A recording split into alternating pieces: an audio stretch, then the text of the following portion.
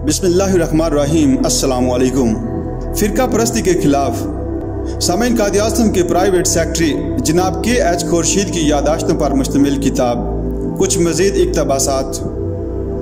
कायद की मुस्लिम लीग पर बाज़ हलकों की तरफ से एक इतराज़ ये किया जाता है कि इसकी लीडरशिप बड़े ज़मींदारों और अमीरों के हाथ में थी और वही लोग पाकिस्तान के क़याम के बाद आला ओहदों पर फाइज हुए, इसलिए वो ना सिर्फ आवाम से अलग थलग रहे बल्कि उनके मसाइल को भी ना समझ सके। ये एक दिलचस्प बहस है। इस सवाल के जवाब के लिए आपको इसी माहौल में जाना होगा जिसमें कायद-ए-आज़म ने मुस्लिम लीग के झंडे तले पाकिस्तान का मुतालबा किया। मुसलमानों में पढ़े लिखे लोगों की तादाद हिंदुओं के मुकाबले में कम थी। फिर मुसलमानों की अक्सरियत भी या तो सरकारी थी या फौज या पुलिस में काम कर रही थी, क्योंकि अंग्रेजी तालीम हासिल करने का मकसद ही मुलाजमतों का असूल था। ये बात भी जाहिर है कि सियासी शऊर निस्बतन पढ़े लिखे लोगों ही को मिल सकता है और किसी तहरीक को चलाने के लिए ऐसे ही लोगों की ज़रूरत होती है। ले देकर चार ही तबके ऐसे रह जाते थे जो तालीम याफ्ता होने के साथ साथ किसी किस्म की पाबंदी से आज़ाद थे: तलबा, वकील, सनतकार और ज़मींदार। इसके अलावा ये भी एक बुनियादी हकीकत है कि सियासी कामों के लिए इस अमर की ज़रूरत होती है कि इंसान थोड़ा बहुत फारगुल बाल भी हो। जो इंसान सुबह से शाम तक मेहनत करने के बाद बमुश्किल अपनी बीवी बच्चों का पेट पाल सकता हो, वो क्यों कर सियासी अमल में हिस्सा ले सकता है। कायद-ए-आज़म भी इन्हीं चार तबकों में अपने साथी तलाश करने पर मजबूर हुए और यही वो लोग हैं जिन्होंने खुलकर आज़ादी की तारीख में हिस्सा लिया। जनाब खुर्शीद साहब लिखते हैं, इनमें से भी आप ज़्यादा से ज़्यादा दो तबकों को ही दौलतमंद करार दे सकते हैं, यानी ज़मींदारों और काश्तकारों को। सनतकार का मफाद चूँकि हुकूमत वक्त के साथ ज़्यादा होता है, इसलिए वो किसी भी हुकूमत के खिलाफ तहरीक में कम ही हिस्सा लेते हैं। ज़मींदार अलबत्ता इस कैद से आज़ाद होते हैं। इसके अलावा कायद-ए-आज़म ने कभी दौलतमंदों को अपने गिर्द जमा नहीं किया। असफहानी कलकत्ता के ताजर थे तो चौधरी खलीकुज़्ज़मान वकील, सरदार नश्तर भी दरमियाने दर्जे के वकील थे और काजी ईसा का शुमार मतवस्त तबके से होता था।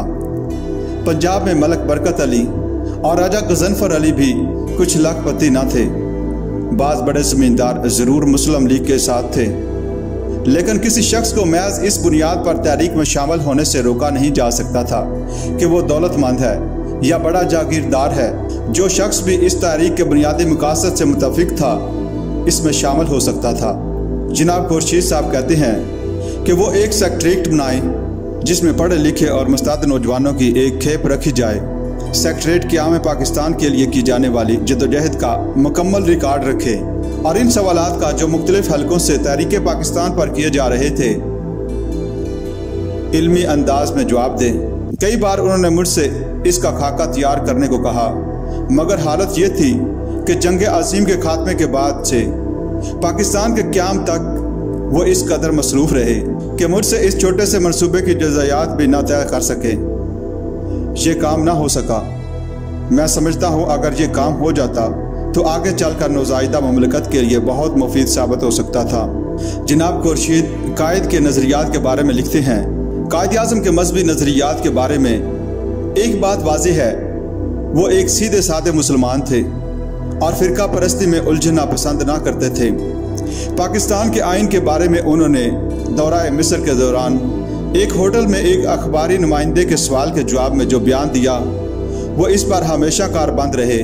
उन्होंने कहा, आइन के ज़मन में हमें परेशान होने की ज़रूरत नहीं, हमारे लिए आइन 1300 बरस पहले ही बना दिया गया था। जनाब के.एच. खुर्शीद ने एक बहुत अहम मसले की निशानदेही भी की कि कायद किस किस्म का पाकिस्तान चाहते थे और ममलकत में मजहब की कितनी अहमियत को दुरुस्त समझते थे। जनाब खुर्शीद साहब कहते हैं, पाकिस्तान जिस नज़रिए की बुनियाद पर बना था उसे मद्देनज़र रखें तो उसे दुनिया भर के मुसलमानों की आज़ादी पसंद तहरीकों का मरकज़ तो होना ही चाहिए था। बल्कि मैं ये कहूँगा कि जो मुल्क हक़ के खुद आरादियत की बुनियाद पर कायम हुआ, उसे गैर मुस्लिम दुनिया में भी इन रियासतों और कौमों की मदद करना चाहिए थी जो आज़ादी की जंग लड़ रही थीं। पाकिस्तान के मार्ज़ वजूद में आने से पहले नेशनलिज्म का तस्वर ये था रंग, नस्ल, ज़बान, शक्ल शुबात के एतबार से एक वहदत में हो। लेकिन पाकिस्तान का क़याम इस बात का सबूत है कि नेशनलिज्म के मानी ये नहीं, और नेशनलिज्म जोग्राफियाई हदूद के बजाय नज़रियाती हदूद के ताबे होता है। मिसाल के तौर पर वाक़ा के बॉर्डर के पार रहने वाले रंग, ज़बान और शक्ल में हमसे मुख्तलिफ नहीं, लेकिन नज़रिए में इख्तिलाफ के सबब हम अपने आप को एक अलहदा कौम समझते हैं और वो दूसरी कौम है।